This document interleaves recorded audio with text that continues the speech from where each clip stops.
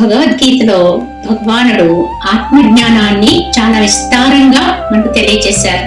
నేనంటే ఎవరు అని తెలుసుకోగలిగిందే యథార్థ జ్ఞానము. సామాన్యంగా మనందరము నేను అంటే మనం ఉన్నటువంటి ఉపాధి, ఈ కనిపించే దేహమే నేను అనుకుని దాని పరిధిలోనే ఉండిపోతాము. కానీ అలా ఉన్నంత వరకు కూడా మనకి అన్ని భయాలే ఉంటాయి. ఇది ఎక్కడ నశించిపోతుందో, దీనికి ఎక్కడ భయం, ఏ ఆపద వచ్చేస్తుందో అనే భయం ఉంటుంది. కానీ ఎవరైతే సత్యము నిత్యమైనటువంటి ఆత్మగా తమను గుర్తించుకుని అదిగానే అనుభవాన్ని పొందగలిగితే అన్ని భయాల్ని అధిగమించవచ్చు. ఎందుకంటే ఆత్మ నాశరహితమైనది, దానికి నాశనం లేదు.